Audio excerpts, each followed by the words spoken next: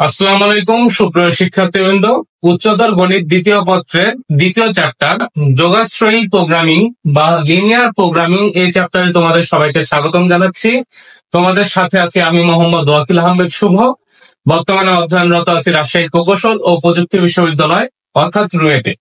তো তোমরা অনেকে আমাকে রিকোয়েস্ট করতেছিলা যে ভাইয়া শর্টের বাইরের যে চ্যাপ্টার গুলো আছে সেই চ্যাপ্টার গুলা আপনি আপলোড দেন ধারাবাহিকভাবে।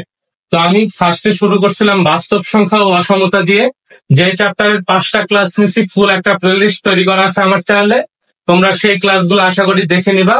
দেখে নিলে সেই চ্যাপ্টারে A to Z অর্থাৎ বেসিক থেকে শুরু করে অ্যাডভান্স ইঞ্জিনিয়ারিং পর্যন্ত তোমার যা যা লাগে সবকিছু কভার হয়ে যাবে ইনশাল্লাহ। তো তারই ধারাবাহিকতায় আজকে আমরা যোগাশ্রয়ী প্রোগ্রামিং বা লিনিয়ার প্রোগ্রামিং এই চ্যাপ্টারটা নিয়ে উপস্থিত হয়েছি। তো এই চ্যাপ্টার যদি অনেকের করা থাকে তাও যদি তোমরা এই ক্লাস করো এখান থেকে অনেক কিছু শিখতে পারবা। কারো যদি নাও করা থাকে সেও যদি এই ক্লাসটা করো এখান থেকে অনেক কিছুই শিখতে পারবা। এবং আমরা এই ক্লাসগুলো এমন ভাবে করবো যেন আমার জিরো বেসিক থেকে অ্যাডভান্স ইঞ্জিনিয়ারিং পর্যন্ত সবকিছু কভার হয়ে যায়। তো এই চ্যাপ্টারটা এই ক্লাসগুলো করার পর তোমার কাছে অন্যতম পছন্দের একটা চ্যাপ্টার হবে, কারণ এই চ্যাপ্টারটা খুবই ছোট একটা চ্যাপ্টার এবং এই ছোট চ্যাপ্টার পরে 10 মার্ক অর্থাৎ একটা সৃজনশীল কিন্তু কভার করা যায়। 2টা চ্যাপ্টার মিলাই বাস্তব সংখ্যা অসমতা। তো এই চ্যাপ্টারটা আমাদের জন্য গুরুত্বপূর্ণ, তাই আমরা শুরু থেকে সবকিছু বোঝার চেষ্টা করব। তো এবার আসো মেইন কথায়, যোগাশ্রয়ী প্রোগ্রামিং এটা আসলে কি? এটা এই যে প্রোগ্রামিং নামটা দেখার সাথে সাথে অনেকে চিন্তা করে হয়তো আইসিটির প্রোগ্রামিং বা প্রোগ্রামিং জাতীয় কিছু কোডিং টোডিং ইত্যাদি ইত্যাদি। আসলে ব্যাপারটা তা না। যোগাশ্রয়ী প্রোগ্রামিং এই জিনিসটা আসলে কি? ধরো তোমার কাছে কোনো মুনাফা বেশি পাইতে চাও তুমি, কিন্তু তোমার কাছে যেটা আমাদের কাঁচামাল বা আমাদের যে টাকা আমরা বিনিয়োগ করি সেটা কম, বা তুমি কম পরিশ্রম করতে চাও বেশি মুনাফা পাইতে চাও।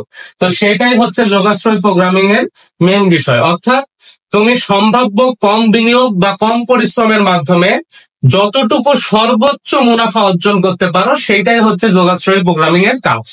এখন ধরো তোমার অনেক টাকা আছে, তাইলে তোমার জন্য যোগাশ্রয়ী প্রোগ্রামিং না। যোগাশ্রয়ী প্রোগ্রামিং ঠিক তার কাছে প্রযোজ্য বা তার জন্য প্রযোজ্য যার কাছে লিমিটেড রিসোর্স আছে এবং সে ম্যাক্সিমাম আউটপুট বের করতে চায় বা ম্যাক্সিমাম প্রফিট বের করতে চায়।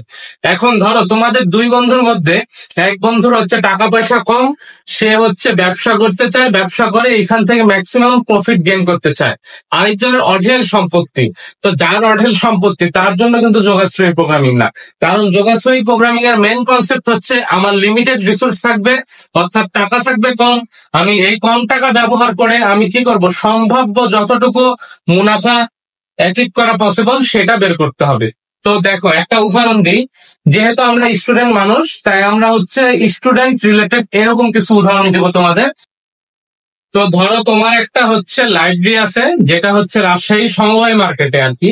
তো সমবায় মার্কেটে তোমার লাইব্রেরিতে তুমি প্রতিদিন বিভিন্ন প্রোডাক্ট সেল দাও, যেমন কলম, খাতা, তারপর পেন্সিল, মার্কার, তারপর বোর্ড ইত্যাদি যাবতীয় যা যা আছে সবকিছু।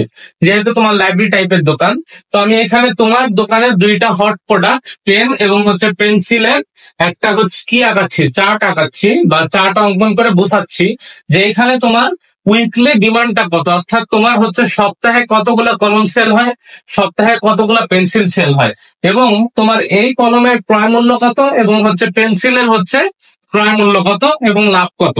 ধরো তোমার দোকান যেহেতু রাজশাহী সমবায় মার্কেটে অবস্থিত এবং তোমার দোকানের হট প্রোডাক্ট কি, পেন এবং পেন্সিল। আমি সে টু সে ধরলাম তোমার দোকানে প্রতি সপ্তাহে পেন বিক্রি হয় 1000 পিস। প্রতি সপ্তাহে কতগুলো পেন বিক্রি হয় ভাইয়া? 1000 পিস। এবং তোমার যে পেন্সিল, সেই পেন্সিলটা তোমার কাছে প্রতি সপ্তাহে বিক্রি হয় ধরো 500 পিস। কত পিস ভাইয়া? 500 পিস। কত পিস? 500 পিস। আশা করি এই যে সাপ্তাহিক যে ডিমান্ডের সংখ্যা এটা আমরা ধরে নিছি, বুঝতে পারছি। এবার দেখো আমি বললাম তোমার একটা কলমের ক্রয় মূল্য ধরো দিলাম আমি 8 টাকা। কয় টাকা ভাইয়া? 8 টাকা। আবার ঠিক তেমনি ভাবে আমি বলতেছি একটা পেন্সিলের ক্রয় মূল্য ধরো একটা পেন্সিলের ক্রয় মূল্য ধরো 4.5 টাকা। ঠিক আছে, একটা পেন্সিলের ক্রয় মূল্য কত ভাইয়া? 4.5 টাকা। এখন তুমি একটা কলম 8 টাকায় ক্রয় করতেছো, বিক্রয় করতেছো 10 টাকায়, তাহলে তুমি এখান থেকে কত টাকা লাভ করতে পারতেছো ভাইয়া? একটা কলম থেকে 2 টাকা লাভ করতে পারতেছো। তুমি একটা পেন্সিল থেকে ধরো 4.5 টাকায় কিনছো, 5 টাকায় বেচছো, তাহলে এখান থেকে কয় টাকা লাভ করতে পারতেছো ভাইয়া? হাফ টাকা। এখন আমার দেখো, আমি যদি হিসাব করি তোমার সপ্তাহে কতগুলা টাকার পেন এবং হচ্ছে পেন্সিল লাগে, তাহলে দেখো 1000 কলম 8 টাকা পিস, তাহলে 1000 গুণ 8, বা আমার পেন লাগে কত টাকার? পেন লাগে হচ্ছে 8000 টাকা। ঠিক তেমনি ভাবে আমি যদি পেন্সিলের কথা হিসাব করি, তাহলে দেখো আমার এখানে 500 পিস কি লাগে? পেন্সিল লাগে, যেটার দাম কয় টাকা ভাইয়া? 4.5 টাকা করে। তাইলে তুমি চিন্তা করো যে যদি 4.5 টাকা করে 1000 পিস হইতো, তাহলে সেটার দাম লাগতো কত ভাইয়া? 4500 টাকা। যেহেতু 500 পিস লাগতেছে, এখানে গুণ করে দেখো 2200 কত টাকা আসবে ভাইয়া? 2200 আসবে হচ্ছে 25 টাকা, আচ্ছা 2250 টাকা। তাহলে দেখো তো তোমার টোটাল হিসাব করলে কয় টাকা লাগতেছে? এখানে টোটাল হিসাব করলে তোমার টাকা লাগবে হচ্ছে 10,250 টাকা। 10,250 টাকা তোমার দোকানের মোট হচ্ছে পেন এবং পেন্সিল কিনতে যে টাকা লাগে সেই টাকার পরিমাণ। কিন্তু ধরো এবার তোমার কাছে একটা সমস্যা হয়েছে। সমস্যাটা কি? ধরো তোমার দোকানে আছে হচ্ছে, বা তোমার কাছে আছে হচ্ছে 8,000 টাকা। তোমাকে 8,000 টাকা দিয়ে কি করতে হবে? এই পণ্যগুলা কিনতে হবে। এখন যে জিনিসটা মেন সমস্যা, তোমার দরকার 10,250 টাকা, কিন্তু আছে ভাইয়া কয় টাকা? আছে হচ্ছে 8,000 টাকা। এখন আমরা কি সমস্যায় পড়তে পারি? এখন আমাদের দেখতে হবে যে আমি যদি শুধুমাত্র এখান থেকে ধরো পেন নিয়ে নিই 1000 পিস, তাহলে দেখা গেল কি আমার হচ্ছে পেন্সিলের হচ্ছে ঘাটতি দেখা দিবে। তো আমার পেন্সিল যে পরিমাণ লাগতো ওই পরিমাণ আমি কি করতে পারতেছি না, সেল দিতে পারতেছি না। আবার ধরো আমি সবগুলো পেন্সিল নিলাম, পেন হালকা নিলাম, তাইলে আমার পেনে কি হবে? ঘাটতি দেখা দিবে। এই জন্য আমাদের এই সমস্যা সমাধান করার জন্য কি করতে হবে ভাইয়া? তোমার যেহেতু টাকার পরিমাণ কম বা লিমিটেড রিসোর্স, তাই তোমার যে কাজটা করতে হবে, তোমার হিসাব করে এখান থেকে পেনও নেওয়া লাগবে, আবার এখান থেকে পেন্সিলও নেওয়া লাগবে। এই পেন এবং পেন্সিল সেল করে তুমি কি করবা? তুমি এখান থেকে হচ্ছে চাহিদাও পূরণ করতে পারবা, পাশাপাশি তোমার প্রফিটটাও সর্বোচ্চ আনার চেষ্টা করতে হবে। এই জিনিসগুলা নিয়ে যে হিসাব নিকাশ বা যে মডেল, সেটাই হচ্ছে যোগাশ্রয়ী প্রোগ্রামিং। আশা করি আমরা বুঝতে পারছি। তার মানে আমরা কিন্তু শুধুমাত্র পেন অথবা শুধুমাত্র পেন্সিল নিলে হচ্ছে না ভাই, আমাদের কি করতে হবে? আমাদের করতে হবে এইখান থেকেও পেন নিতে হবে, আবার পেন্সিলও নিতে হবে। এই 8,000 টাকার মধ্যে পেন এবং পেন্সিল নিতে হবে। কি পরিমাণ পেন এবং পেন্সিল নিলে সর্বোচ্চ প্রফিট আমরা অর্জন করতে পারি, সেটাই আমরা হচ্ছে যোগাশ্রয়ী প্রোগ্রামিং এর মাধ্যমে দেখব। তো এখন আশা করি এই উদাহরণটা ক্রিস্টাল ক্লিয়ার। তো চলো এবার আমরা আরেকটা উদাহরণ দেখি। তো দেখো, দ্বিতীয় উদাহরণটা হচ্ছে, ধরো তুমি অসুস্থ, ডাক্তারের কাছে গেলা, তো ডাক্তার তোমাকে একটা খাদ্য তালিকার চার্ট বানায় দিল যে তোমার হচ্ছে দৈনিক এত গ্রাম প্রোটিন লাগবে এবং হচ্ছে এত গ্রাম ফ্যাট লাগবে, এই দুইটা খাবার তোমাকে খেতে হবে। এখন তোমার জন্য প্রোটিন এবং হচ্ছে ফ্যাট খেতে হলে কোন খাদ্য থেকে আসে এটা অবশ্যই জানতে হবে। তার কারণে ডাক্তার তোমাকে দুইটা খাদ্যের নাম সাজেস্ট করছে, যে এই একটা খাদ্য যেখানে যদি আমি 1 কেজি খাই ওই খাবারটা, তাহলে 1 গ্রাম প্রোটিন পাবো, এবং বি একটা খাদ্য যেটা আমি 1 কেজি খেলে 3 গ্রাম প্রোটিন পাবো। বুঝতে পারছো? এবং হচ্ছে ফ্যাটের কথা বলতেছে, যেটা আমি 1 কেজি খেলে এখানে 3 গ্রাম ফ্যাট পাবো, এবং হচ্ছে যদি আমি 1 কেজি খাই তাহলে বি খাদ্য থেকে পাবো হচ্ছে 2 গ্রাম ফ্যাট। এটা হচ্ছে আমার ওভারঅল একটা কথাবার্তা বলছে ডাক্তার। এবং এই যে এই খাদ্যটার দাম পার কেজির দাম হচ্ছে 2 টাকা, এবং বি খাদ্যের পার কেজির দাম হচ্ছে 3 টাকা। এখন ডাক্তার তোমাকে এই কথাটা বলছে। এখন যোগাশ্রয়ী প্রোগ্রামিং এর মেন কাজ কি? যোগাশ্রয়ী প্রোগ্রামিং এর মেন কাজ হচ্ছে আমার লোয়েস্ট কস্টে চাহিদা পূরণ করতে হবে, বা সর্বনিম্ন খরচে আমাকে কি করতে হবে? সর্বোচ্চ মুনাফা অর্জন করতে হবে। তার মানে আমাদেরকে এইখানে টার্গেটটা সেট করতে হবে। টার্গেটটা কি? টার্গেট হচ্ছে লোয়েস্ট কস্টে দৈনিক চাহিদা আমাকে কি করতে হবে? মিটাইতে হবে। তাইলে আমি সাকসেসফুল যোগাশ্রয়ী প্রোগ্রামিং ব্যবহার করে। আশা করি এতটুকু বুঝতে পারছি। এখন আমি ধরো এই জিনিসটা কিভাবে করব? আমি বললাম ধরি আমার এ খাদ্য লাগে এক্স গ্রাম। কি বললাম? এ খাদ্য লাগে এক্স কেজি, ধরো আচ্ছা এ খাদ্য এক্স কেজি, এটা লাস্টে আমি ধরে নিছি। এবং আমি ধরলাম বি খাদ্য লাগে হচ্ছে ওয়াই কেজি। বি খাদ্য লাগে কত কেজি ভাইয়া? Y kg. আচ্ছা, ভালো কথা। এখন তোমার যে দৈনিক চাহিদা, এই দৈনিক চাহিদা পূরণ করতে চাইলে এ খাদ্য লাগতেছে এক্স কেজি, এবং হচ্ছে বি খাদ্য লাগতেছে কত কেজি ভাইয়া? Y kg. এখন দেখো তো 1 কেজির দাম যদি 2 টাকা হয়, এক্স কেজির দাম কয় টাকা ভাইয়া? এক্স কেজির দাম কি 2x টাকা হবে না? 2x টাকা হবে না? অবশ্যই 2x টাকা। ঠিক তেমনি ভাবে 1 কেজি খাদ্যের দাম যদি 3 টাকা হয়, তাহলে ওয়াই কেজি খাদ্যের দাম কত? 3y টাকা না? এখন আমার কি টার্গেট? আমার টার্গেট হচ্ছে লোয়েস্ট কস্ট বা সর্বনিম্ন খরচ। তাহলে আমি টার্গেটটা আগে সেট করে নিই। আমি টার্গেটটা আগে কি করলাম ভাইয়া? সেট করে নিলাম। তোমরা একটা জিনিস মাথায় রাখবা, টার্গেটটা অলওয়েজ কি হবে? টার্গেটটাকে অলওয়েজ আমরা জেড দ্বারা প্রকাশ করব। কি দ্বারা প্রকাশ করবো ভাইয়া? জেড দ্বারা প্রকাশ করব। যে কোনো টার্গেট, টার্গেট মানেই হচ্ছে জেড। এতটুকু মাথায় গেছে নাও। এবার দেখো, তোমার 2x টাকা বা এক্স কেজির দাম, যেহেতু 1 কেজির দাম 2 টাকা, তাই এক্স কেজির দাম হবে 2x টাকা। 1 কেজির দাম যেহেতু ওয়াই মানে 3 টাকা, তাই হচ্ছে ওয়াই কেজির দাম কত হবে? 3y টাকা। এখন তোমার ডেইলি খরচ কি? এটা না, ডেইলি খরচ হবে এই দুইটার যোগফল। এবং আমাদের টার্গেট কি? লোয়েস্ট কস্ট বা মিনিমাম খরচ। তার মানে এই জেড ফাংশনটাকে আমাদের কি করতে হবে? মিনিমাম করতে হবে, বা জেড এর মান মিনিমাম রাখতে হবে।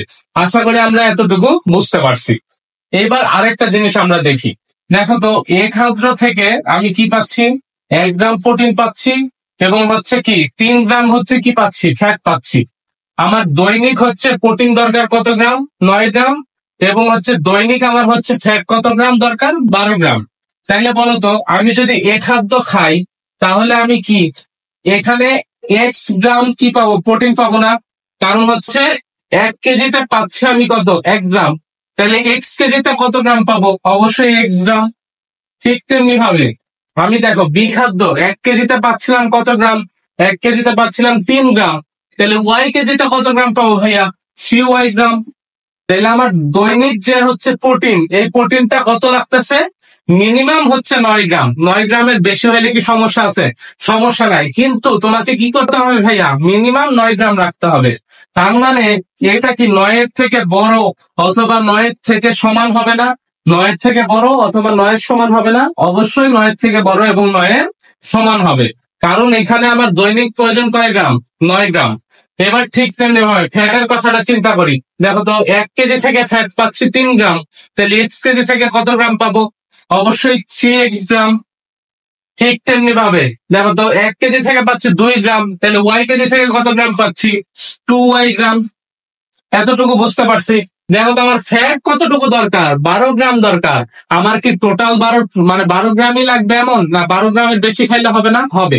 কিন্তু আমি চাচ্ছি যে লোয়েস্ট খরচে, তাই মিনিমাম 12 গ্রাম। তাই মিনিমাম যেহেতু 12 গ্রাম, তার মানে 12 থেকে বড় অথবা 12 সমান। এই যে এখানে আমরা দেখো তো অসমতা পাইছি বা অসমতা যুগল পাইছি। তো এইটাই হচ্ছে আমার এই যে যোগাশ্রয়ী প্রোগ্রামের হিসাব নিকাশ। এইখানে এগুলাকে ব্যবহার করে দেন আমরা আস্তে আস্তে কি করতে হবে? আমাদের যোগাশ্রয়ী প্রোগ্রামিং এর ম্যাথ প্রবলেম সলভ করতে হবে। তো আশা করি এই উদাহরণটার মাধ্যমে এই জিনিসটা আমরা পুরোপুরি বুঝতে পারছি। আরেকবার তোমাদের জন্য ছোট্ট করে রিক্যাপ করি। দেখো, আমি ধরে নিছি যে আমার এ খাদ্য লাগে দৈনিক এক্স কেজি এবং বি খাদ্য লাগে দৈনিক ওয়াই কেজি। ভালো কথা। এখন আমার দরকার কি? আমার দরকার সর্বনিম্ন খরচ। তার মানে আমার টার্গেটটাকে আমি জেড দ্বারা প্রকাশ করবো। দেখো টার্গেটটা কি? আমার 1 কেজি মানে 1 কেজি খাদ্যের দাম কয় টাকা? দেখো তো 2 টাকা। তাহলে যেহেতু দৈনিক এক্স কেজি খাদ্য লাগতেছে, তাহলে 2x টাকা হবে। ঠিক তেমনি ভাবে 1 কেজি খাদ্যের দাম 3 টাকা, দৈনিক কত কেজি খাদ্য লাগতেছে? ওয়াই কেজি, তাই 3y টাকা। এই দুইটার যোগফলই কি আমার খরচ না? এই দুইটার যোগফলে আমার খরচ। তাহলে আমার এই খরচটাকে কি করতে হবে? টার্গেট রাখতে হবে মিনিমাম করা। এবার ঠিক তেমনি ভাবে এখানে দেখো তো, আমি 1 কেজিতে পাচ্ছি 1 গ্রাম, তাহলে এক্স কেজিতে পাবো কি? এক্স গ্রাম। ঠিক তেমনি ভাবে 1 কেজিতে পাচ্ছি ওয়াই মানে 3 গ্রাম, ওয়াই কেজিতে পাচ্ছি 3y গ্রাম। এটা কি হবে? এটা 9 এর সমান অথবা 9 এর থেকে বড় হবে। ঠিক তেমনি ভাবে দেখো, 1 কেজিতে ফ্যাট পাচ্ছি 3 গ্রাম, তাহলে এক্স কেজিতে 3x গ্রাম।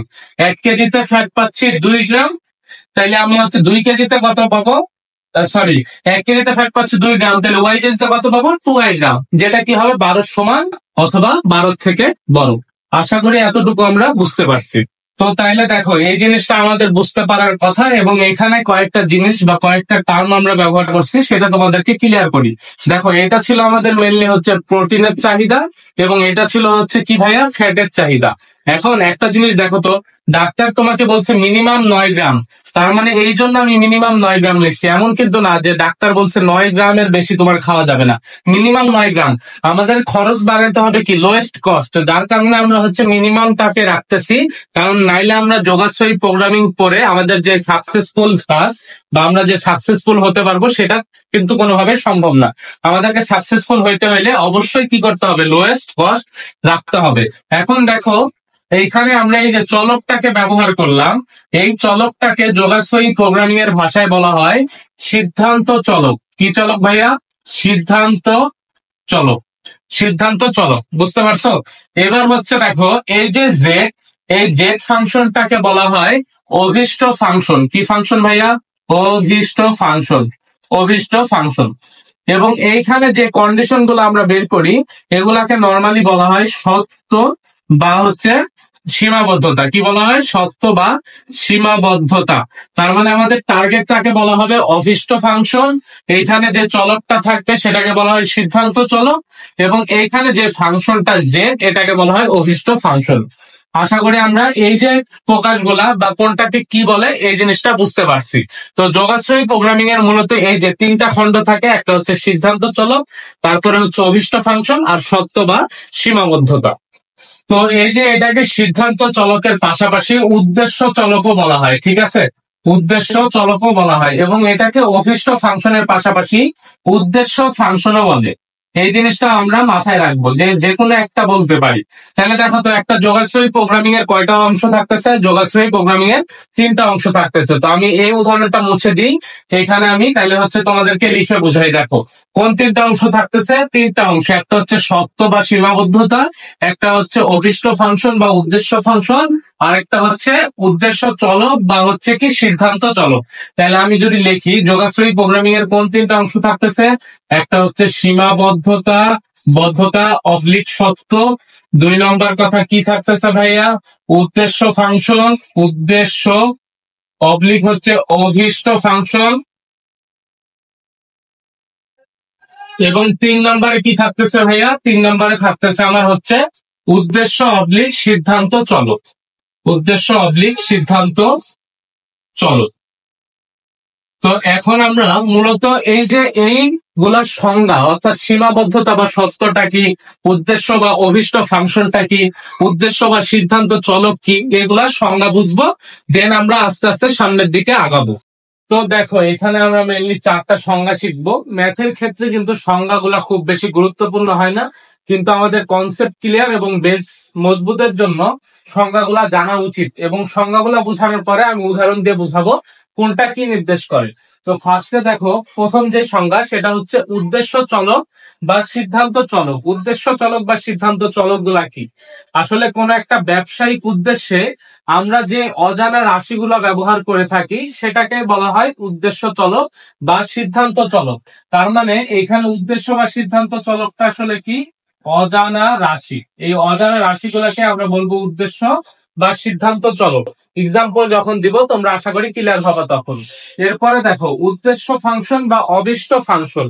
উদ্দেশ্য বা অভীষ্ট ফাংশনটা কি? কোন একটা ব্যবসায়িক উদ্দেশ্যে আমি কতটুকু লাভ করতে চাই বা কতটুকু লস করতে চাই, অর্থাৎ লস তো কেউই করতে চায় না, লাভটাকে সর্বোচ্চ রেখে লসটাকে মিনিমাম করতে। এবং এই যে আমার কি সিদ্ধান্ত চলকগুলা ব্যবহার করে যে ফাংশন বানানো হয় সেটাকে বলা হয় অভীষ্ট ফাংশন বা উদ্দেশ্য ফাংশন। তার মানে কি? আমি এখানে লিখবো প্রফিটটা কি হবে? Profit maximum. প্রফিট হবে ম্যাক্সিমাম। আর লস হবে কি ভাইয়া? লস হবে মিনিমাম। মিনিমাম। এই দুইটা করব, পাশাপাশি এই সিদ্ধান্ত চলক ব্যবহার করে কি করব? ফাংশন তৈরি করব। তার মানে লিখলাম এই জায়গায় সিদ্ধান্ত চলক ইউজ করব, করে আমি কি বানাবো? ফাংশন বানাবো। তখন সেই ফাংশনকে বলবো আমরা উদ্দেশ্য ফাংশন বা অভীষ্ট ফাংশন। আশা করি বুঝতে পারছি। আচ্ছা, এরপরে আসো সত্য বা সীমাবদ্ধতা। সীমাবদ্ধতা বলতে আসলে কি বুঝি? অনেক কিছু সীমাবদ্ধতা থাকতে পারে। যেমন তুমি ব্যবসায়ী মানুষ, তোমার কাছে অর্থের সীমাবদ্ধতা থাকতে পারে। ধরো তুমি হচ্ছে স্টোর ব্যবসা করো, তোমার জায়গার সীমাবদ্ধতা থাকতে পারে, অর্থাৎ তুমি জায়গার কারণে তুমি প্রোডাক্ট কি করতে পারতেছো না, যে হচ্ছে স্টোর করতে পারতেছো না, ইত্যাদি অনেক কিছু সীমাবদ্ধতা থাকে। আবার আমি ধরো ব্যবসায়ী মানুষ, আমার কোনো একটা কিছু বানাইতে হইলে বা কোনো একটা ব্যবসা করতে হইলে দেখা যাচ্ছে টাকার পরিমাণ যতটুকু দরকার তার থেকে কম আছে, তার মানে আমার এই ক্ষেত্রে অর্থের সীমাবদ্ধতা আছে। তো এই যে সিদ্ধান্ত চলক গুলা এবং হচ্ছে সিদ্ধান্ত চলক ব্যবহার করে যে ফাংশন, অর্থাৎ উদ্দেশ্য ফাংশন বা অভীষ্ট ফাংশন কে একটা রেঞ্জের মধ্যে রাখতে হয়, সেটাই হচ্ছে সীমাবদ্ধতা। তো আমি হচ্ছে বুঝাই দিব। তো এই হচ্ছে মোটামুটি সংজ্ঞা। তার মানে কি, যে এই যে সিদ্ধান্ত চলক বা অভীষ্ট ফাংশনকে আমি একটা রেঞ্জের মধ্যে রাখবো বা সীমার মধ্যে রাখবো, সেটাই হচ্ছে সত্য বা সীমাবদ্ধতা। যেমন আমি ধরো বলতেছি 2x plus 3y less than or equal 5, এটাই কিন্তু একটা সত্য বা সীমাবদ্ধতা। কারণ কি, যে 2x প্লাস 3y এর যোগফল 5-এর সমান হইতে পারে অথবা 5-এর থেকে ছোট হইতে পারে। আচ্ছা, এরপর আসো সম্ভাব্য সমাধান অঞ্চল। আচ্ছা, এই জিনিসটা আসলে কি, এই যে সত্য বা সীমাবদ্ধতা যেগুলা থাকে, এগুলার সমীকরণকে সমাধান করে যে অঞ্চল পাওয়া যায় সেটাকে বলা হয় কি, সম্ভাব্য সমাধান অঞ্চল। তাইলে আমরা সত্য বা কি সীমাবদ্ধতা সীমাবদ্ধতা সমাধান করে যে কি পাওয়া যায় ভাইয়া, যে সমাধান পাওয়া যায় সেটাকে বলা হয় সমাধান অঞ্চল, বা যে অঞ্চল পাওয়া যায়। এবার দেখো একটা এক্সাম্পল দিয়ে বোঝাই। ওই যে আমি হচ্ছে আজকের ক্লাসের শুরুর দিকে কি বুঝাইলাম তোমাদের, যেহেতু আমাদের একটা লাইব্রেরি আছে, লাইব্রেরিতে আমি কলম আর হচ্ছে কি পেন্সিল আমার হট প্রোডাক্ট। তো আমি ধরলাম কলম তোমার ডেইলি লাগে এক্স সংখ্যক, এবং তোমার হচ্ছে ধরো পেন্সিল ডেইলি লাগে হচ্ছে ওয়াই সংখ্যক। এবার আমি বলতেছি কলমের দাম ধরো 3 টাকা আর পেন্সিলের দাম ধরো 2 টাকা। তাইলে বলো তো ডেইলি তোমার হচ্ছে কি লাগে, একটা কলমের দাম যদি 3 টাকা হয় তাহলে এক্সট্রা কলমের দাম অবশ্যই 3x টাকা। আবার ঠিক তেমনি ভাবে একটা পেন্সিলের দাম যদি 2 টাকা হয়, ওয়াইটা পেন্সিলের দাম কত, 2y টাকা। এখন দেখো তো এই জায়গায় আমরা দুইটা চলক ব্যবহার করছি, এই যে চলক, এই যে অজানা রাশি, এই অজানা রাশিগুলাকে আমরা কি বলবো, সিদ্ধান্ত চলক বা উদ্দেশ্য চলক। আশা করি সিদ্ধান্ত চলক বা উদ্দেশ্য চলকটা বুঝতে পারছি। এইবার দেখো, এই যে সিদ্ধান্ত চলক বা উদ্দেশ্য চলক গুলাকে ব্যবহার করে আমি কি বানাইলাম, রাশি বানাইলাম বা ফাংশন বানাইলাম। এই ফাংশনটাকে বলা হয় অভীষ্ট ফাংশন। এখন অভীষ্ট কি ফাংশন, তো এটাকে আমরা কি প্রকাশ করতাম, টার্গেট যেহেতু জেড দ্বারা প্রকাশ করতাম, এবং জেডটা কি হতো, মিনিমাম রাখতে হবে। কারণ আমার হচ্ছে সব সময় খরচটাকে মিনিমাম রেখে কি করতে হবে, ম্যাক্সিমাম আউটপুট বের করতে হবে। এটা হচ্ছে কন্ডিশন। এখন ধরো আমার কাছে টাকা আছে 100 টাকা, আমাকে 100 টাকার মধ্যে হচ্ছে ডেইলি কি করতে হবে, এই পরিমাণ কলম এবং এই পরিমাণ পেন্সিল কিনতে হবে। তাহলে বলো আমার কলমের খরচ কত, 3x, আর আমার হচ্ছে পেন্সিলের খরচ কত, 2y। তাহলে এই দুইটার যোগফল অর্থাৎ 3x প্লাস 2y, এটা কি হবে ভাইয়া, যেহেতু আমার সর্বোচ্চ খরচের বাজেট কত, 100, তার মানে 100 সমান অথবা 100 থেকে ছোট। সর্বোচ্চ খরচের বাজেট 100, কিন্তু 100 হইতে পারবে, অর্থাৎ এই যে এখানে একটা শর্ত ব্যবহার করলাম, এইটাই হচ্ছে সত্য বা সীমাবদ্ধতা। আর এইটাকে সমাধান করে যে অঞ্চল পাবো সেটাই হচ্ছে সম্ভাব্য সমাধান অঞ্চল। আশা করি আমরা উদাহরণের মাধ্যমে এবং এই 4টা সংজ্ঞা ক্লিয়ার করতে পারছি তোমাদের। তো এখন আমরা মেইনলি অসমতার গ্রাফ দেখব।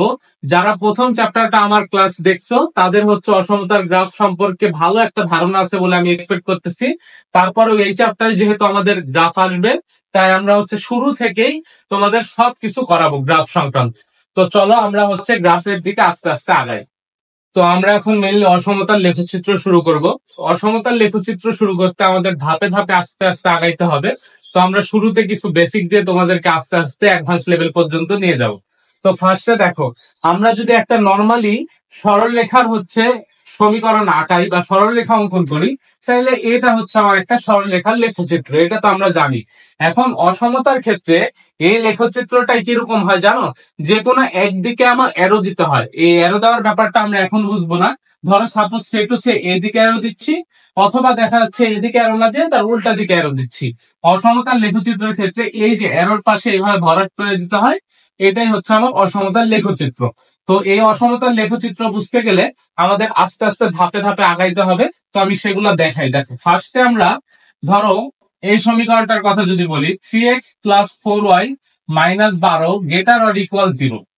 তো এইখানে আমরা প্রথমে যে জিনিসটা চিন্তা করব, এর যে সরল রেখার সমীকরণ বা লিনিয়ার ইকুয়েশন, সেটাকে গ্রেটার দেনটাকে বাদ দিয়ে যদি আমি 3x + 4y - 12 = 0 বলি, তখন কি এটা একটা সরল রেখার সমীকরণ না বা লিনিয়ার ইকুয়েশন না? অবশ্যই। তাহলে এখানে এটাকে আমরা এভাবে লিখতে পারতাম 3x + 4y = 12 বা 3x divided by 12 4y divided by 12 = 1। কাটাকাটি করলে x ডিভাইডেড বাই 4 যোগ y ডিভাইডেড বাই 3 ইকুয়াল কি ভাইয়া 1। তার মানে এটাকে যদি আমরা গ্রাফ অঙ্কন করতাম তখন কিরকম হইতো? আশা করি তোমরা এই জিনিসটা জানো, যেহেতু হচ্ছে সরলরেখায় পড়ছো। তারপরে আমি বোঝাই দিই, এই যে নিচের যে অংশ এটা হচ্ছে এক্স অক্ষের খণ্ডিত অংশ অর্থাৎ 4, আর এই যে নিচের যে অংশ এটা হচ্ছে ওয়াই অক্ষের খণ্ডিত অংশ অর্থাৎ এটা হচ্ছে 3। তো এই যে আমরা এখানে কি করলাম, এটা নরমালি সরল রেখার গ্রাফ আঁকাইলাম। এখন এই সরল রেখার গ্রাফে আমরা যে কাজটা করব বা যে জিনিসটা আমাদের ঘটনা ঘটবে, দেখো এইখানে একটা বিন্দু আছে না, মূল বিন্দু 0 0। এই মূল বিন্দুর সাপেক্ষে আমরা কি করব, এই মূল বিন্দুটা এই ইকুয়েশনে বসাই দিব। এই যে এই ইকুয়েশনে বসাই দিয়ে দেখবো যে এটা কি সিদ্ধ হয় কিনা। দেখো তো, যদি এখানে 0 বসাই তাহলে 0 যোগ 0 -12, এই -12 কি গ্রেটার দেন অর ইকুয়াল 0 হয়? কখনো কি 0 থেকে বড় হইতে পারে -12? না। তার মানে এই যে শূন্য বসাইছি, শূন্য বসাই কি এই জিনিসটা হয়েছে? হয় নাই। তার মানে শূন্যের ঠিক অপোজিট পারে আমাদেরকে সাইন দিতে হবে। তোমরা কিন্তু ঘাবড়াও না, আমি কিন্তু আস্তে আস্তে যাচ্ছি, এটা জাস্ট প্রাথমিক নলেজটা দিচ্ছি। এরপরে সরল রেখার অনেক সমীকরণ আমরা দেখবো, দেন অসমতার চিত্র আঁকাবো। এখন কেবল বেসিক দিচ্ছি, একটু মনোযোগ দাও। তাহলে দেখো, মূলবিন্দু বসাই যেহেতু সমীকরণটাকে কি করলো না, সিদ্ধ করলো না, কারণ -12 কখনো শূন্য থেকে বড় অথবা শূন্যের সমান হইতে পারে না। তাই মূলবিন্দুর অপোজিট পাশে আমি কি করলাম, এই যে এই জিনিসটা দিলাম। এখন বলো তো, এই বিন্দুটা কি 4,0 না? আমি ধরো সাপোজ এখানে একটা বিন্দু চিন্তা করলাম 5,0। এই 5,0টা দেখো তো এখানে যদি বসাই কি হয়, তাহলে এক্স এর মান কত ভাইয়া? 5। তাহলে 3 5 কত? 15। মাইনাস কত? মাইনাস হচ্ছে 4 গুণ 0 মানে 0, -12। এটা কি গ্রেটার দেন অর ইকুয়াল 0 হয় কিনা দেখো তো। এখানে আমি পাচ্ছি 3 কি গ্রেটার দেন অর ইকুয়াল 0 না? অবশ্যই 3 শূন্যর থেকে বড় অথবা শূন্যের সমান। যেহেতু আমি মূল বিন্দুর এই পাশে অর্থাৎ এই রেখাটার এই পাশের কোন বিন্দু চিন্তা করছি এবং আমার সমীকরণটা বা অসমতাটা সত্য হয়েছে, তাই ওই দিকে অ্যারো হয়েছে। অর্থাৎ খাঁটি বাংলায় যদি আমি তোমাকে শর্টকাটে বুঝাই দিই, সেটা হচ্ছে এই রেখার হয় আমরা ওই পাশের বিন্দু দিয়ে টেস্ট করব অথবা এই পাশের বিন্দু দিয়ে টেস্ট করব।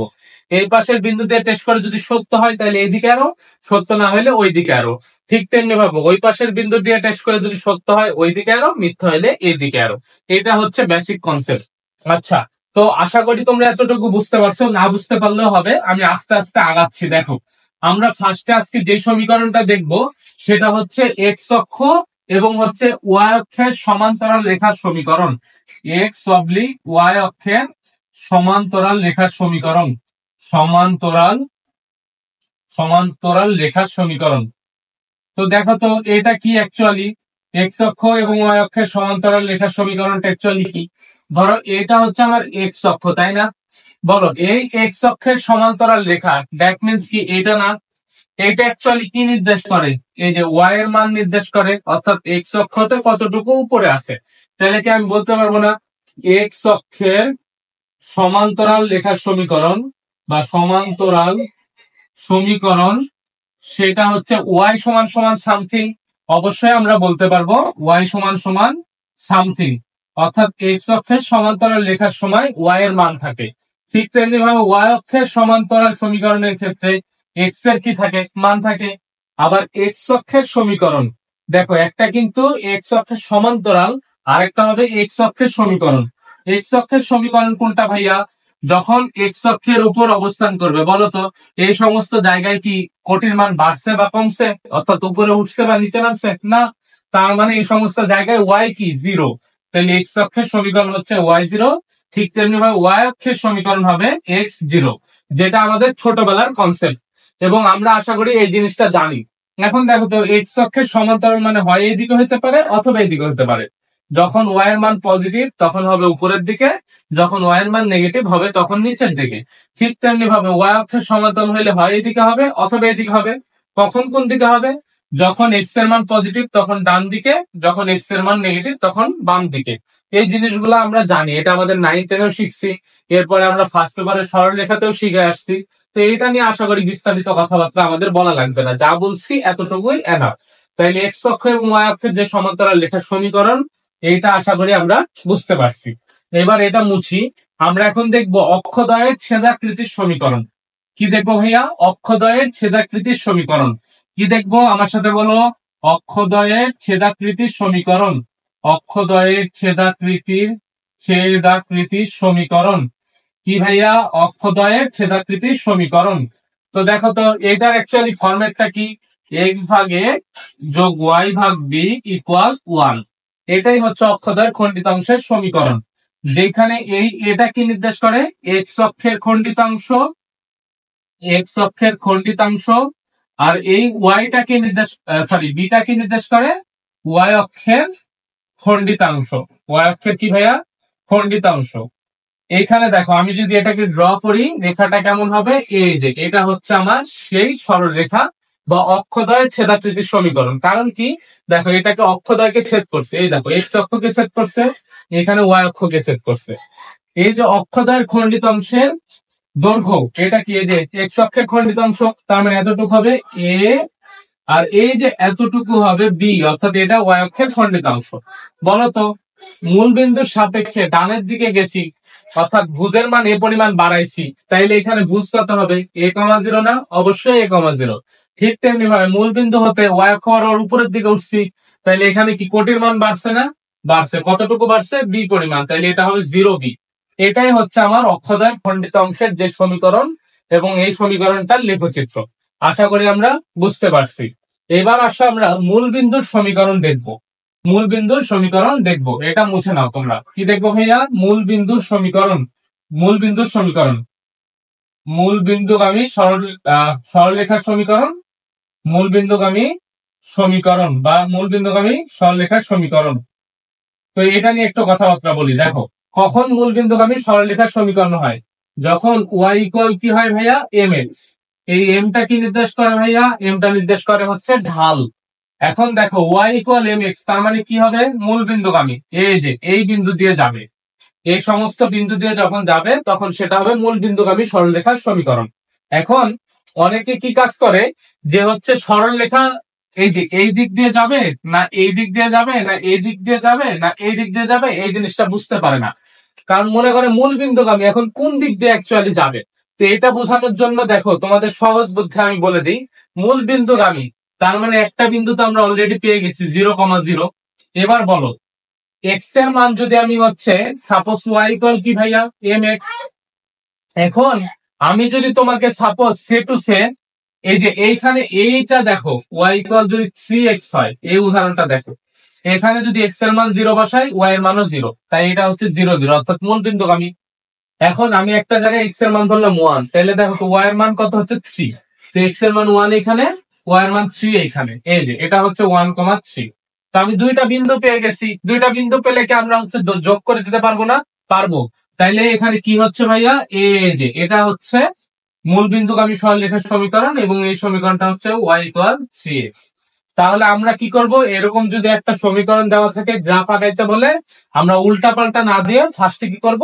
এই যে একটা মূল বিন্দু এবং একটা বিন্দু বের করে নিব, দিয়ে ওই দুইটা বিন্দু যোগ করে দেব। যদি যোগ করে দিই তাইলে আমরা মূল বিন্দুগামী সরলরেখার সমীকরণ পেয়ে যাব। আশা করি এই টুকটাক বেসিকটা আমরা জানি। তো এই টুকটাক বেসিক বুঝতে পারলে আমরা অসমতার লেখচিত্র শুরু করতে পারবো। তো চলো আমরা এবার টাইপ ভিত্তিক অসমতার লেখচিত্র অঙ্কন করা শুরু করি। তো দেখো এখানে 1 নাম্বার যে টাইপটা আছে সেটাই বলা হয়েছে X is greater than or equal to, আর একটা হচ্ছে X is less than or equal to. তো আমরা এই দুইটা অসমতার হচ্ছে লেখচিত্র অঙ্কন করবো। ফার্স্টে আমরা অক্ষ ব্যবস্থা আঁকায় নিই।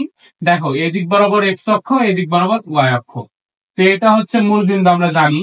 বলছে x is greater than or equal হচ্ছে 2 ভাইয়া। তার মানে আমি ধরো এইখানে সাপোজ একটা বিন্দু ধরে নিই 2,0। ফার্স্টে চিন্তা করো তো, এখানে এক্স ইকুয়াল 2 আছে না? এক্স ইকুয়াল 2 থাকা মানে কি বলতো? এটা এক্স ইকুয়াল 2 থাকা মানে হচ্ছে এটা ওয়াই অক্ষের সমান্তরাল। দ্যাট মিনস আমি কি বলতে পারবো না এই রেখাটা এই যে এরকম হবে, এরকম হবে। এখন তোমরা একটা জিনিস চিন্তা করো তো, এই জায়গায় আমরা যদি মূল বিন্দু দিয়ে টেস্ট করি, অর্থাৎ এই বিন্দুটা দিয়ে যদি আমি টেস্ট করি, তাহলে 0 is greater than or equal two আসে, তাহলে বলো তো এই যে এই মূল বিন্দুর মান বসায় 0 is greater than or equal two আসে, এটা কি সত্য নাকি মিথ্যা? তোমরা একটু চিন্তা করো তো, শূন্য কখনো কি 2 এর থেকে বড় হইতে পারে না? তার মানে এটা মিথ্যা। যেহেতু শূন্য এই পাশে আছে এবং এইটা বসায় মিথ্যা মান পাচ্ছি, তাই কোন দিকে অ্যারো চিহ্ন হবে? এই যে এই দিকে হবে অ্যারো। তো এই অসমতার লেখচিত্রটা কোনটা? এই যে এটাই হচ্ছে আমার এই অসমতার লেখচিত্র। এবার ঠিক তেমনি ভাবে আমরা পরেরটার দিকে একটু তাকাই। এই যে অক্ষ অবস্থা আঁকাইলাম, এখানে বলছি x is less than or equal two. আচ্ছা ভালো কথা, তা আমি ধরলাম এই বিন্দুটা হচ্ছে 2,0। তাইলে দেখো তো এটা ওয়াই অক্ষের সমান্তরাল একটা রেখা হবে, ভালো কথা। এবার আমরা মূল বিন্দু দিয়ে টেস্ট করি, দেখো তো মূল বিন্দু কি 0 0। 0 বসাইলে বলো তো 0 কি 2 এর থেকে ছোট না বড়? 0 2 এর থেকে ছোট। তাইলে আমরা কি করব, দেখো মূল বিন্দু বসাই যেহেতু সত্য পাচ্ছি, কি পাচ্ছি? সত্য পাচ্ছি। তাই মূল বিন্দুর দিকে নিতে হবে, অর্থাৎ এই যে এটা হচ্ছে আমার এরো চিহ্ন এবং এটার গ্রাফ হচ্ছে অসমতার লেখচিত্র হচ্ছে এটা। দেখো তো তোমাদের বুঝতে কোনো অসুবিধা আছে কিনা? আশা করি বুঝতে পারার কথা। তো এখানে x greater than or equal two আছে, আমরা ইকুয়াল টু নিলাম কারণ এক্স ইকুয়াল টু হচ্ছে ওয়াই অক্ষের সমান্তরাল লেখা। এখানেও এক্স ইকুয়াল টু নিলাম কারণ ওয়াই অক্ষের সমান্তরাল লেখা। এটা দেখে আমরা বুঝতে পারতেছি যে এরো চিহ্নটা কোন দিকে নিবে। তো চলো এবার আমরা 2 নম্বর টাইপে যাই। তো এখানে 2 নম্বর টাইপটা হচ্ছে Y is greater than or equal to এবং হচ্ছে Y is less than or equal to. আগেরটা ছিল কি X is greater than or equal to আর X is less than or equal to. তো আমরা দেখো ফার্স্টে এখানে যদি এটাকে ওয়াই ইকুয়াল টু ধরি এবং এটা ওয়াই ইকুয়াল টু ধরি, যেহেতু ইকুয়াল দেওয়া আছে, তাহলে ওয়াই ইকুয়াল টু এটা কি এক্স অক্ষের সমান্তরাল লেখার সমীকরণ। তাইলে আমি আগে ফার্স্টে অক্ষ ব্যবস্থা আঁকাই, এদিকে এক্স অক্ষ, এদিকে হচ্ছে ওয়াই অক্ষ আঁকাইলাম। এবার একটা জিনিস চিন্তা করো, ওয়াই ইকুয়াল টু মানে কি এক্স অক্ষের সমান্তরাল লেখার সমীকরণ। তা আমি আঁকাইলাম এই যেটা হচ্ছে এক্স অক্ষের সমান্তরাল লেখার সমীকরণ, যেখানে ওয়াই ইকুয়াল কি ভাইয়া 2। এখন এই বিন্দুটা কি ভাইয়া বলতো? মূল বিন্দু। আমরা এরো চিহ্ন নির্ধারণ করব, তার মানে কি করব? মূল বিন্দু বসায় টেস্ট করব। মূল বিন্দু যদি বসাই তাহলে 0 is greater than or equal two, এটা কি সত্য না মিথ্যা? এটা মিথ্যা, তাই না ভাইয়া? মিথ্যা হচ্ছে, এটা কি হচ্ছে? মিথ্যা হচ্ছে। তাহলে বলো 0 যেই দিকে আছে এরো তো ওই দিকে হবে না, তার উল্টা দিকে হবে। যেহেতু মিথ্যা হচ্ছে, যেহেতু মিথ্যা হচ্ছে ভাইয়া, তাই এরো কোন দিকে হবে? এরো হবে এই দিকে। দেখো এরো হবে কোন দিকে? এই দিকে। তো আমি এই জিনিসটা মুছে দিই। তাহলে এরো কোন দিকে হচ্ছে? এরো ঠিক 0-র উপরের দিকে বা মূল বিন্দুর উপরের দিকে। তাহলে আমরা এই যে এইটা সমান সমান আমি বলতে পারবো এই অসমতার লেখচিত্র। দেখো তো বুঝতে কোনো অসুবিধা আছে কিনা? অসুবিধা থাকার কথা না। এরপরেরটা দেখি আমরা, সেম ভাবে দিলাম, এটা হচ্ছে ওয়াই ইকুয়াল টু। এবার এটা হচ্ছে মূল বিন্দু, তাহলে বলো এবার মূল বিন্দু যদি বসাই তাহলে আসে 0। 0 less than or equal two, যেটা কি সত্য। তার মানে মূল বিন্দু বসায় আমি সত্য পাচ্ছি, তার মানে এরোটা কোন দিকে হবে? মূল বিন্দুর দিকে। এই যে এরো দিয়ে দিলাম মূল বিন্দুর দিকে। এই যে অসমতার যদি আমি লেখচিত্র এইভাবে অঙ্কন করে দিই বা এইভাবে আমি পূরণ করে দিলে এটাই হয়ে যাবে কি আমার নির্ণয় অসমতার লেখচিত্র। দেখো তো 2 নম্বর টাইপটা ক্লিয়ার কিনা? পানির মতো সহজ ভাইয়া এই টাইপ গুলা। হ্যাঁ, তো এরপরে আসো 3 নম্বর টাইপ, আমি মুছে ফেলি এটা, তোমরা তুলে নাও। 3 নম্বর টাইপ। 3 নম্বর টাইপে আমরা মূলত কি দেখবো? 3 নম্বর টাইপে আমরা দেখবো x is greater then 0 or equal 0 এবং x is less than or equal 0। এই দেখো x is greater than or equal 0, ঠিক তেমনি ভাবে বলতেছি x is less than or equal 0। তাইলে এইখানে এই জিনিসটাকে চিন্তা করবো আমরা কিভাবে বলতো? এক্স যদি 0 চিন্তা করি তাহলে এটা কোন বিন্দু? মূল বিন্দু না? আচ্ছা, এক্স ইজ 0 মানে কোন জায়গায় এক্স 0 বলতো? সেটা কি ওয়াই অক্ষ বরাবর 0 না? কারণ আমরা জানি এক্স এর মান কখন 0 হয়? ওয়াই অক্ষ বরাবর। ওয়াই অক্ষ বরাবর। তাহলে এক্স এর মান হয় ওয়াই অক্ষ বরাবর 0, তাই না? তার মানে এটা হচ্ছে আমার রেখা। এইবার বলো আমরা কি এবার মূল বিন্দু দিয়ে টেস্ট করতে পারবো? মাথায় নলেজে গাঁথো এখন থেকে, যে কোনো একটা জিনিস যদি মূল বিন্দু থেকে ডানে বা বামে থাকে তখন আমরা মূল বিন্দু দিয়ে টেস্ট করব। যদি রেখাটা মূল বিন্দু দিয়ে যায় তাহলে কি আমরা মূল বিন্দু দিয়ে টেস্ট করতে পারবো? কখনোই না। আমরা তখন এরকম র্যান্ডম একটা বিন্দু ধরে নিই।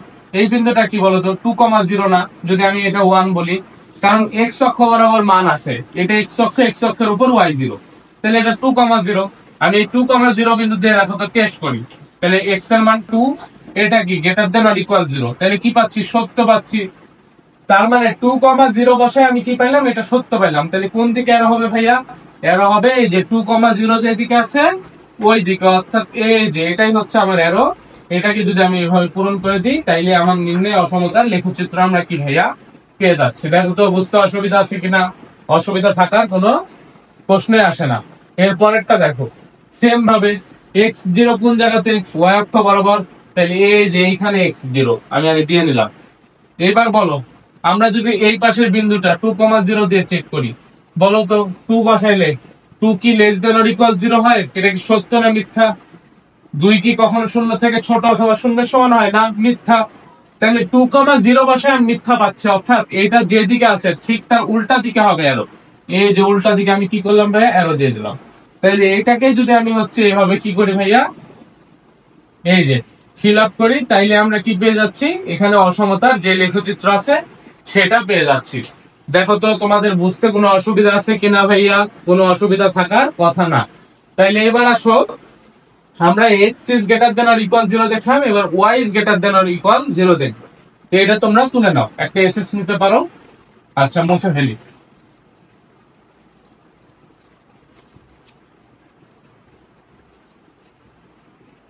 এবার কি ভাইয়া, 3 নাম্বার টাইপের আরেকটা part, y is greater than or equal 0, আর একটা হচ্ছে y is less than or equal 0।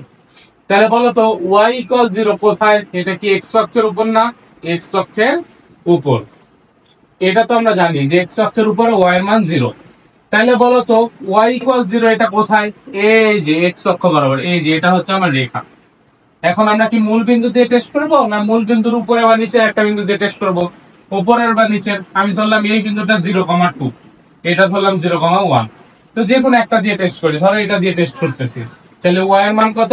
1। 1 কি গ্রেটার দেন অর ইকুয়াল হচ্ছে 0, তাহলে সত্য। আমি কি পাচ্ছি? সত্য পাচ্ছি। তার মানে উপরের জিনিসটা বসায় আমি কি পেলাম? সত্য পেলাম। তার মানে এরো কোন দিকে দিব? এরো কোন দিকে দিব? উপরের দিকে। এরো কোন দিকে দিব? উপরের দিকে। এই যেটাই হচ্ছে আমার নির্ণয় অসমতার এই যে লেখচিত্র। এটা তোমাদের জন্য পান্থাবাদ হয়ে যাওয়ার কথা এখন। মানে এত পরিমাণ প্র্যাকটিস করছি আমরা, সবকিছু পারবো আশা করি। এরপরে দেখো y is equal 0, কোথায় y 0? x অক্ষের উপর y 0, এই যে বসাই দিলাম x অক্ষের উপর। এরপরে আমরা কি মূল বিন্দু দিয়ে টেস্ট করবো, না অন্য একটা বিন্দু? অন্য একটা বিন্দু, যেহেতু এটাই মূল বিন্দুতে পাস করছে। তাহলে বসাও এখানে, 1 কি কখনোই 0 থেকে ছোট অথবা 0 সমান হইতে পারে না? তার মানে এটা মিথ্যা। মিথ্যা বলা মানে এ যেহেতু উপরে আছে, উপরের দিকে কি হবে না নিচের দিকে? নিচের দিকে, এই যে নিচের দিকে আরো। এবার এটাকে আমরা একটু ফিল আপ করে দিই, তাইলে আমরা কি পেয়ে যাচ্ছি? এই যে অসমতার যে লেখচিত্র এটা পেয়ে যাচ্ছি। তোমরা একটু এসএস নিয়ে দাও ভাইয়ারা। তাহলে আমরা হচ্ছে 3 নাম্বার টাইপ, আচ্ছা এটা 3 নাম্বার টাইপ ছিল, সরি। আমরা এখন 4 নাম্বার টাইপ শুরু করব। তো আশা করি তোমরা তুলে ফেলছো। আমরা 4 নাম্বার টাইপে শিফট করলাম।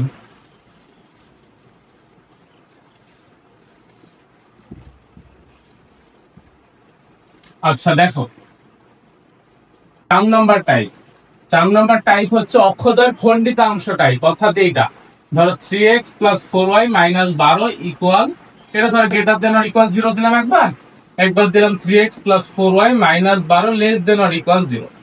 তো ফার্স্টে দেখো তো আমাদের কাজ কি, এরকম যখন ইকুয়েশন দিবে তখন আমাদের মাথায় রাখতে হবে আমরা লিনিয়ার ইকুয়েশনটা চিন্তা করব, অর্থাৎ যার সমান ধরে কাজ করব।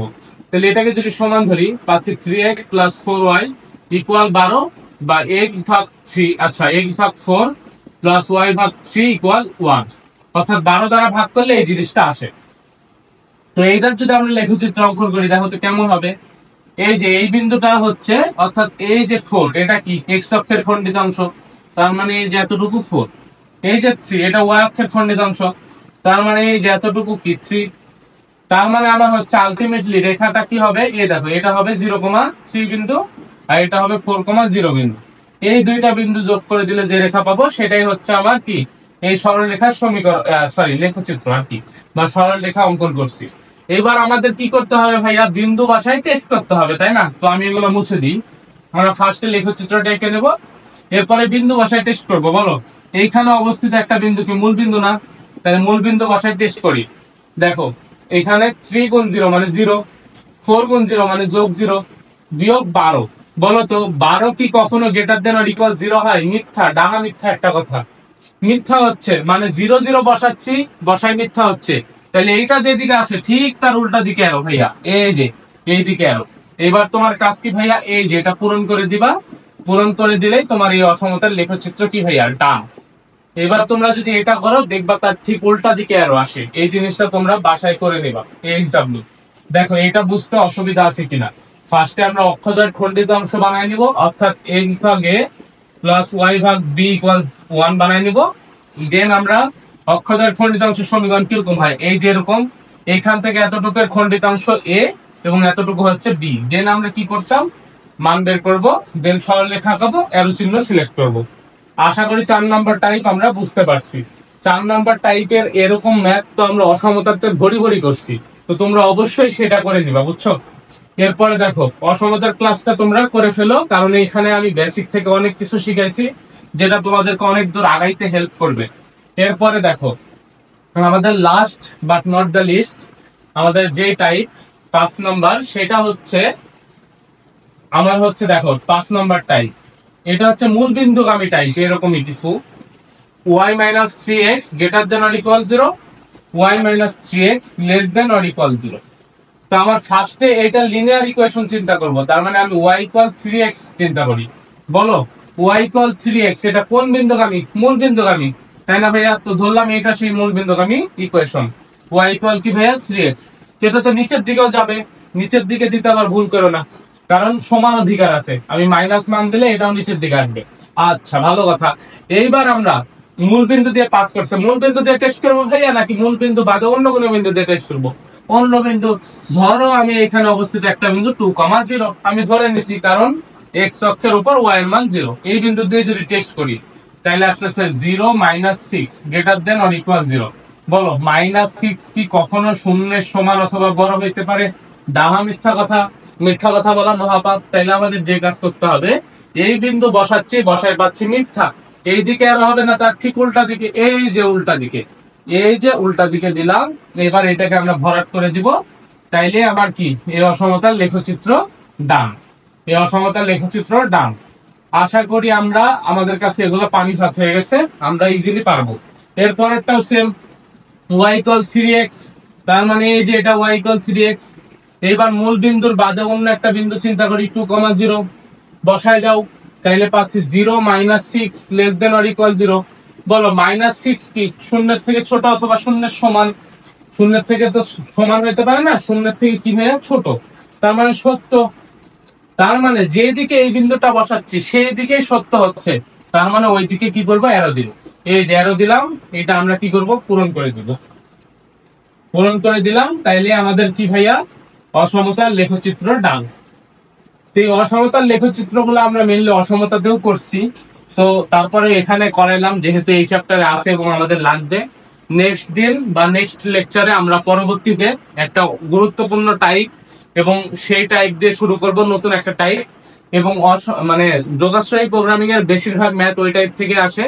তো ওভারঅল পরের ক্লাসটা তোমাদের জন্য গুরুত্বপূর্ণ হতে যাচ্ছে, অবশ্যই সেই ক্লাসটা এই ক্লাস দেখার পরে তোমাদের করতে হবে, কারণ সেইখান থেকে তোমরা এই অধ্যায়ের যে প্রশ্নগুলো আসে সেগুলোর একটা ভালো ধারণা পাবা। এবং মোটার পর আমি এক্সপেক্ট করতেছি 3টা লেকচারে আমাদের যোগাশ্রয়ী প্রোগ্রামিং এর বেসিক লেভেল থেকে শুরু করে অ্যাডভান্স ইঞ্জিনিয়ারিং পর্যন্ত যা যা লাগে সবকিছু কভার হয়ে যাবে। অর্থাৎ তোমার বাংলাদেশের যে কোনো ইঞ্জিনিয়ারিং ইউনিভার্সিটি, সেটা গুচ্ছের আন্ডারে হোক, তারপর পাবলিক ইউনিভার্সিটি হোক, সেইখান থেকে শুরু করে তোমার হচ্ছে বুয়েট টুয়েট চুয়েট কুয়েট, তারপর এমআইএসটি বুটেক্স থেকে শুরু করে আইইউটি, যা যা আছে সবকিছু কভার করবে তোমার এই লেকচার গুলা। তাই অবশ্যই লেকচার গুলা তোমাদের জন্য গুরুত্বপূর্ণ, তোমরা সিরিয়াল ওয়াইজ দেখে যাবা। এবং হচ্ছে যেহেতু আমার চ্যানেলটা নতুন, তোমাদের জন্য আমি হচ্ছে শর্ট সিলেবাসের বাইরের চ্যাপ্টার গুলো নিয়ে কাজ করতেছি। তাই অবশ্যই তোমাদের নৈতিক দায়িত্বের মধ্যে পড়ে যে তোমরা ভাইয়ার চ্যানেলটাকে তোমাদের বন্ধুদের মাঝে ছড়িয়ে দিবা, কারণ তোমরা যখন আমার চ্যানেলটা সকলের মাঝে ছড়িয়ে দিবা, আমার ভিডিওগুলো অনেক মানুষ দেখবে, তখন আমার কাজ করার কি উৎসাহ বাড়বে। তো আমাকে হ্যাপি করার জন্য এই কাজটা হইলেও তোমরা করবা এবং চ্যানেলটা সাবস্ক্রাইব করে পাশে থাকবা। প্রতিদিন হচ্ছে আমি চেষ্টা করব শর্ট সিলেবাসের বাইরের চ্যাপ্টার গুলো আগে কভার করা, দেন আস্তে আস্তে শর্ট সিলেবাসের চ্যাপ্টার গুলা করানো। তো এই হচ্ছে মোটের উপর ভিডিও। এবং 26 ব্যাচ 27 ব্যাচ যেহেতু তোমরা, তোমাদের জন্য অবশ্যই এইগুলা খুবই গুরুত্বপূর্ণ একটা ব্যাপার স্যাপার। তো অবশ্যই তোমরা এখানে করবা, ক্লাসগুলো করবা। এবং তোমাদের জন্য আরেকটা অ্যানাউন্সমেন্ট আমি দিই, তোমাদের মধ্যে যারা হচ্ছে আমার ক্লাস ভালো লাগে, আমার কোর্স করতে চাও, তারা হচ্ছে এডুকেশন বাংলাদেশ নামে একটা হচ্ছে প্রতিষ্ঠানের আমি হচ্ছে ম্যাথ ডিপার্টমেন্ট হেড হিসাবে আছি। তো তোমরা সেইখানে এডুকেশন বাংলাদেশ দিয়ে সার্চ দিলেই চলে আসবে ফেসবুকে। সেখানে আমার একটা রানিং কোর্স চলতেছে, ম্যাথ হচ্ছে সেকেন্ড পেপার, অর্থাৎ এইচএসসি 26 কে ডেডিকেট করে বানানো, যেখানে হচ্ছে তোমার কোর্স ফি মাত্র 499 টাকা। 499 টাকা দিয়ে পুরো ম্যাথ দ্বিতীয় পত্রের যতগুলো চ্যাপ্টার আছে সবগুলো কভার করা হবে। এবং সবচেয়ে মজার ব্যাপার, ক্লাস হবে স্মার্ট বোর্ডে।